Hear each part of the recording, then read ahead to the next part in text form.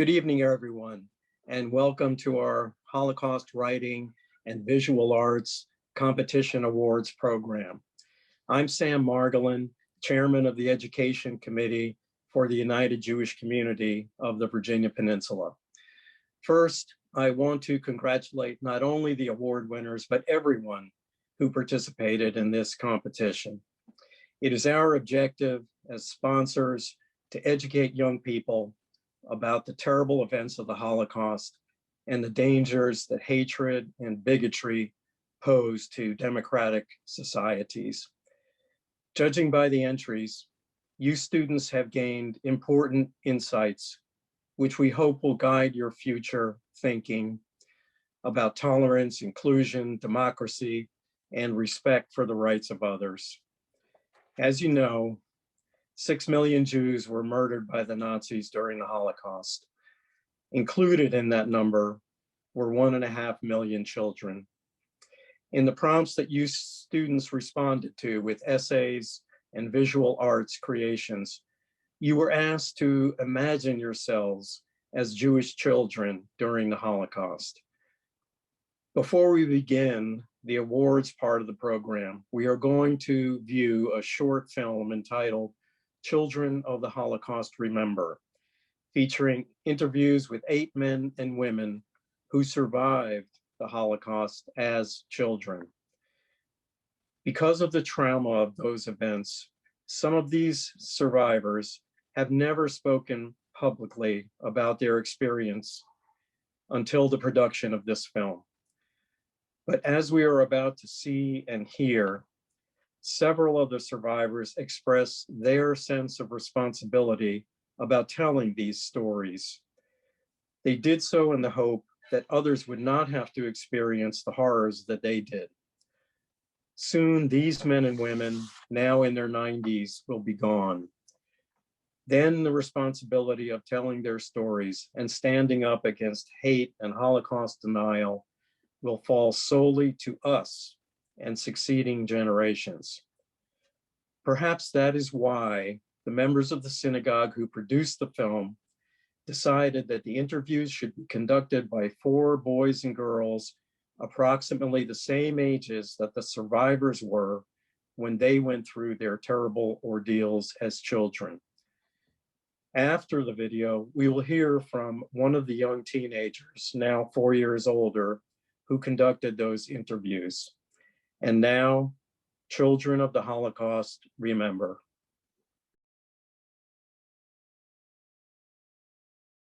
My name is Jessie Malkin. I am the program director at the United Jewish Community Center of the Virginia Peninsula. I am very pleased to be able to introduce everybody to Terence Connolly, who is right here. Terence is joining us from New Jersey, where he is a junior at Bernard's High School. He is part of the boys varsity cross country and track team, which he seriously just finished a race. So hats off to Terence for joining us right from his meet. He enjoys golfing and skiing with his friends and family. Terence became involved in this Holocaust documentary in 7th grade as part of his bar mitzvah project. Since then, he has presented the film to students, other Holocaust survivors, in synagogues, has been part of a JCC film festival, and has had the opportunity to show the film and meet some of the the family members of Holocaust survivors that he has interviewed. It has been a humbling experience, one which he hopes to continue. Please welcome Terence Connolly. Terence, if you have a question for Terence, please feel free to put it in the chat box, and I'll be helping to moderate this discussion.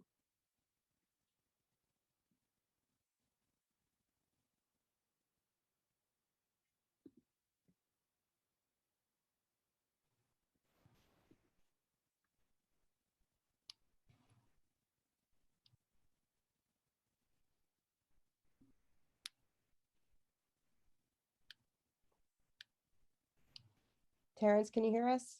Yeah. Okay, good. So Terence, let me ask you a first question. How does it feel watching this documentary again after so much time has passed? That's a good question. So it definitely feels very, like, I'm very proud of the project in general. I'm proud of where it's gone. And it kind of shows like kind of something bigger than myself. So I like watching it kind of just to remember that stuff. But it is funny because I mean, as you can see, I'm much younger in the presentation. So there's a few things where I'm like, ooh, like I could have said that better or something, but I was young. So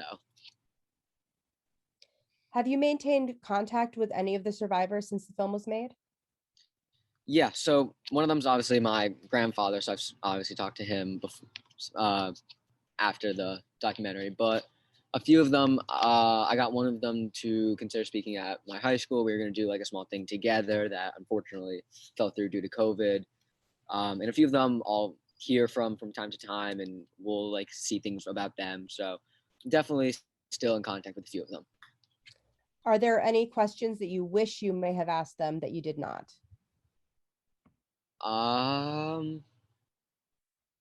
Wow, that's actually a really interesting question. I don't know if I've ever even been asked that. If I could ask them one thing that I didn't ask them on the day,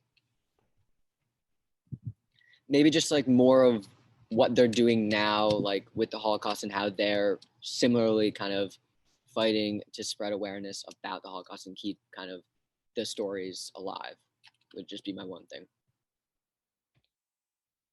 Susan wants to know how much time does it take to make such a documentary? It was definitely a hefty project. It took us about 2 years in total, from interviewing the survivors to getting kind of everyone that wanted to talk to knowing when we were done, and then putting it together and starting to show it. It took about 2 years to finally wrap up, and then we started showing it to people for the last few years. Was this documentary your idea, or how did you become interested in it? I don't think it was specifically my idea. It was part of so how we always tell the story is my rabbi was very interested in my grandfather's story and wanted to hear it. And because he lives in Michigan and doesn't come down very often, we were going to just record it so like she could just see it for herself. And then we kind of were like, we realized that we could actually kind of do this for a lot of people just in the congregation and in the community. And we kind of just turned it into this whole project. Have you thought of doing a follow-up where the survivors are today? Yeah, definitely something we're thinking of for the future is like re-interviewing me and seeing how the documentary has changed me and what I'm still doing with it. And then same thing, re-interviewing some of the survivors to see if the documentary has affected them at all, or just how they are now. And kind of, I feel like a lot of the questions about the Holocaust specifically would be the same, but we could do things just about like them as people, like now after the documentary. So my last question for you is, what surprised you the most while working with these survivors? The one thing I would say that surprised me the most was how actually eye-opening the experience truly was. Going into it, I knew I would hear things that would be sad, really just insane, kind of, just for lack of a better word. And you hear these stories, and it really is just like, it really kind of takes your understanding of like what they actually went through to a whole nother level that you can't get out of any textbook or novel that you read, because hearing it from someone and understanding and seeing their emotions when they actually tell you these stories is just so impactful. Thank you so much, Terence. I really appreciate you joining us this evening. At this point, I'd like to turn our presentation over to Melissa Cashy and Marley Kiefer, who are our competition co-chairs. Good evening. I'm Melissa Cashy. Marley, you're muted. Sorry about that. I'm Marley Kiefer, and we are the co-chairs of the Holocaust Writing and Artwork Competition. Welcome to the 20th Annual Holocaust Writing and Visual Arts Competition. This year, we received essays and art entries from many talented high school and middle school students. Amazingly, even during a global pandemic, these students went over and beyond by entering in this competition.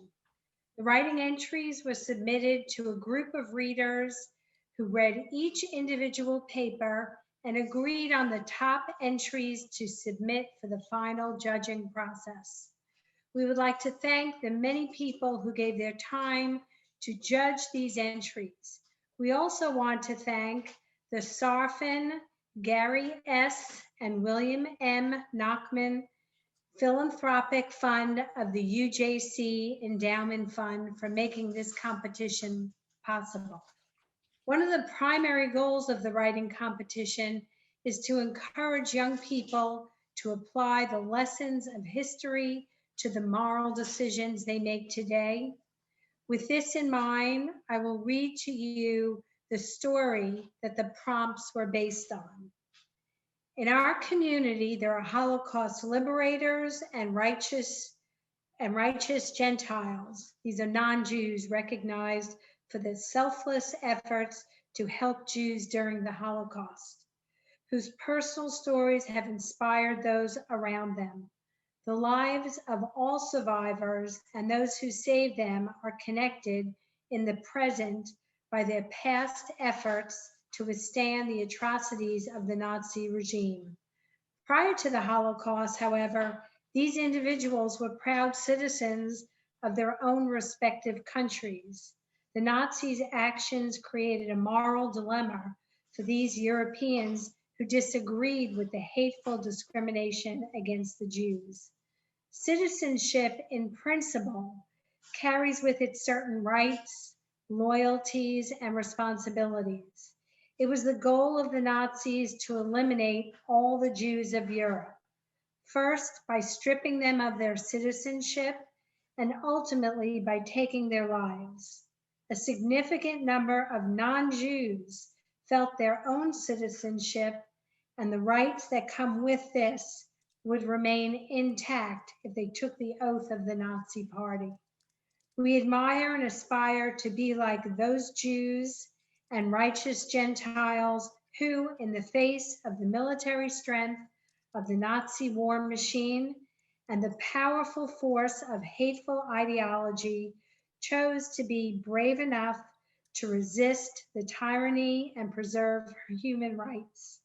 This bravery was demonstrated by three different types of citizens: the Jew who withstood hatred and faced evil head on in order to survive, the Allied forces who fought both physically and ideologically, and the ordinary citizens who put their lives and the lives of their families at great risk to stand up against prejudice and moral injustice. Both the writing and the art entries were entered in response to 4 given prompts. Those prompts all dealt with the story that Melissa just read to you. The students could respond to any of these prompts: giving support of human rights or individuals struggling with intolerance, writing or visually demonstrating a person's social injustices following bigotry, bringing treasured items into the unknown, whether it was escaping or being forced into a detention camp, or after witnessing emotional acts of cruelty and violence, what emotional response they would carry into a future life. Before we announce the winners, I noticed that several of our winners are still blackened out. We ask, if you feel comfortable, would you please show the video so that we can showcase you when we read your name. There were 4 categories: a high school essay writing, a high school art writing. It's okay, Reagan. A middle school writing category and a middle school art category. All of the winners will receive a certificate and a cash prize. Welcome, Laura. Our first place winner for the middle school essay writing is an 8th grader from Berkeley Middle School, Jorge Ocondo, who unfortunately couldn't be with us tonight. Our second place winner for the middle school essay is a 7th grader from Trinity Lutheran, Reagan Royston. Our third place winner for the middle school essay is a 7th grader from Hornsby Middle School, Laura Hicks. Congratulations to all of you.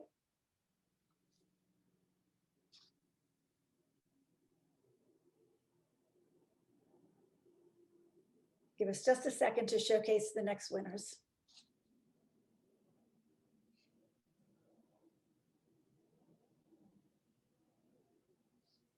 For the high school essay writing, are we ready, Jesse?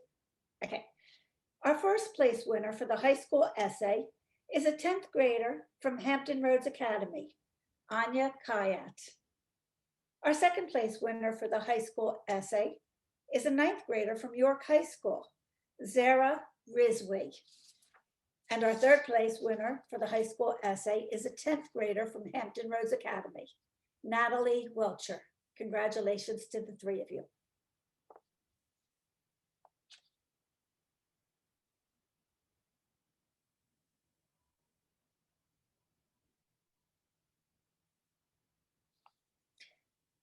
For the visual arts part of the competition, we received so many talented artistic entries.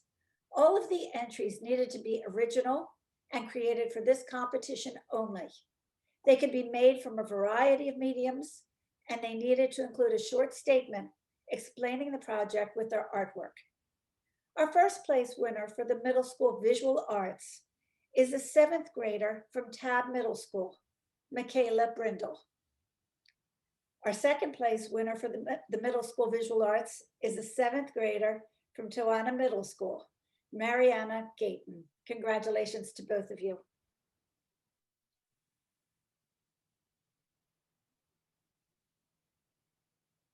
And for the high school entries, our winners are all 10th grade students at Hampton Roads Academy. Our first place winner is Ornina Youssef.